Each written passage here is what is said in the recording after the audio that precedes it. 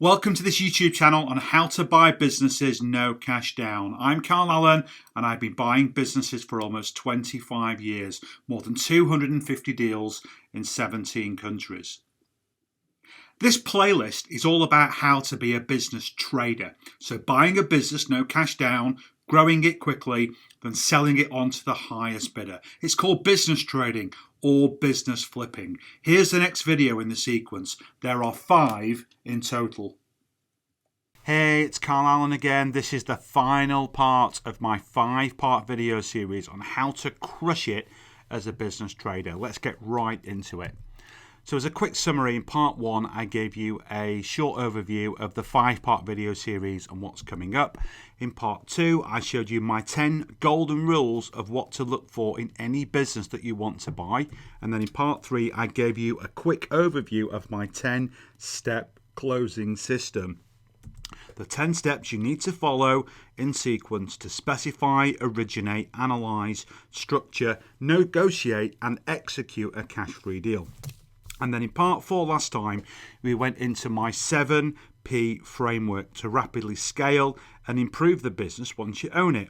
And if you haven't watched parts 1 through 4 yet, go check them out before you watch the finale, part 5. Because today, in part 5, it's all about the sale, the exit, how to prepare for it, and to maximize your selling price. So to review, I interviewed more than 2,000 small business owners online in 2014, and more than 85% of them went into the new business venture without having a clearly defined exit strategy. And because without this, what are you actually working towards? So last time in part 4, we discussed the 5 types of exit. Now, the most common and profitable and easiest one to achieve is the trade sale to a hungry corporate. And you need to identify who your potential acquirers are as soon as you acquire your first business, and then spend time poking them in the market. Get in their way, start eating their lunch, go snap at their heels. If you've acquired your business from a burned out business owner, you can bet that that business was sleepy. With your energy and passion channeled into this new business venture, it will awake with a vengeance and pursue new market opportunities vigorously. And your competition, they're going to notice. Now, there are 3 reasons why a trade buyer will acquire you. The first one is consolidation. And as we discussed in video 1, acquiring a complementary business does 2 amazing things. Cross-selling opportunities are abundant by selling products and services across the 2 sets of customers. Combining operations reduces the overall costs, so the profit margins and naturally the valuation as a multiple of that profit increases. I've seen valuations increase by up to 10 times by acquiring or merging a single business in this way. Now, large corporates have got advisors constantly scouring the market looking for aggressive businesses just like the one you just acquired. So just by implementing some new growth strategies and marketing more visibly, you'll be noticed and subsequently approached. Number 2, the second reason a trade buyer will take you out is competitive pain. As you become more aggressive in the market, you'll start to hurt your competition. And as a smaller business to your large corporate competitor, you're more agile, you're faster paced, and your customer service will typically be better. And if you're a small 10 million revenue business and you secure a new $1 million customer relationship, you'll love it and protect it with your life. That relationship, you're going to give it world-class service as it's going to be 10% of your total sales. Compare that 1 million customer to a $100 million competitor. That same 1 million customer will not be as loved, as there will be a $10 million customer who'll get all that love and attention. You can start snapping at your competitors' heels and eat their lunch, and that way they'll sit up and they'll notice you. And that's what Acclarent did in the medical devices market. It deliberately attacked Johnson & Johnson and caused it the pain in the market. Now, J&J acquired Acclarent for 63 times profit. It was cheaper to make this acquisition than stand toe-to-toe with Acclarent in the market to win back the customers that Acclarent had taken and would continue to take. Number 3, new market entry and leverage. And as we've discussed, only 4% of startups succeed in business over the first 10 years. 96% fail. That's the mortality rate, according to Michael Gerber, the author of the E-Myth. So if your business is in the 4% that make it, it's going to be extremely valuable to a large corporate who doesn't have the time or the patience to reinvent the wheel.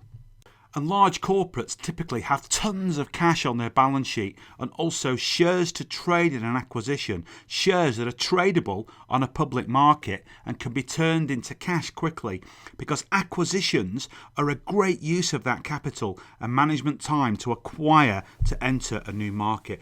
This is especially the case when the large corporate doesn't have the sector knowledge or the skills to succeed in that new market. And that's why Microsoft acquired Skype for 82 times profit. Microsoft wanted to enter the voice over IP market, and it didn't have the know-how to do it or the time to build it from scratch. And even more importantly, Microsoft wanted to leverage Skype's 663 million customers into its own business. Eventually, Skype will be part of Microsoft's operating system, so the customers become sticky, loyal, and consumers of everything else that Microsoft sells.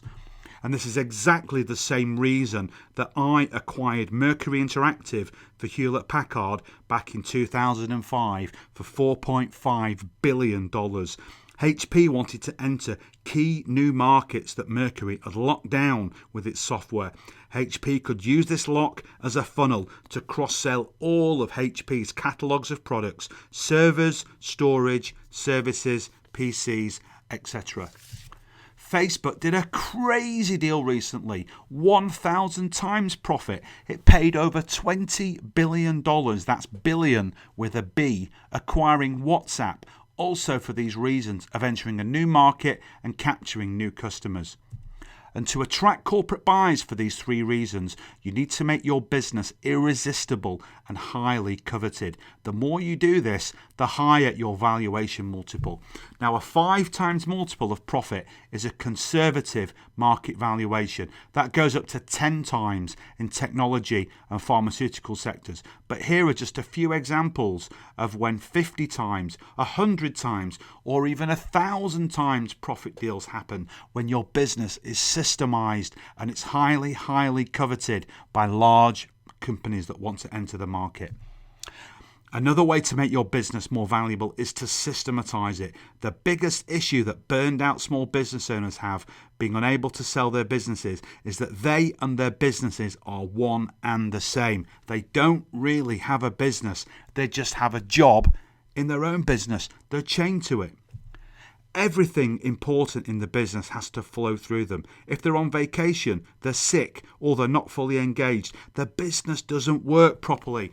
To sell your business, and especially for a premium valuation, it needs to work whether you're there or not. You need systems and processes that are clearly defined, and your employees are fully accountable for their individual contributions inside your business. If everything flows through the owner, the processes, the customer relationship, the supplier relationships, etc., they will start to disappear as soon as the owner exits. And corporate buyers know this, so it will be reflected in a lower valuation. Go back to video 4, implement the 7P framework for outstanding business success, and you will get that massive premium valuation when you sell. So that's it for part 5 and for this 5-part video series. So go check out all the other videos that I produced for you related to acquiring a business without you having to spend any of your own cash. So that's it for this particular video. The next video in this playlist will follow, and please check out all the other playlists and videos for everything you need to know to learn how to buy a business no cash down. In fact, I've crammed everything that you need to know into a special 90-minute webinar titled 3 Insider Secrets to Buy a Profitable Business Inside of 99 Days Without Cash or Knowing How to Run a Business.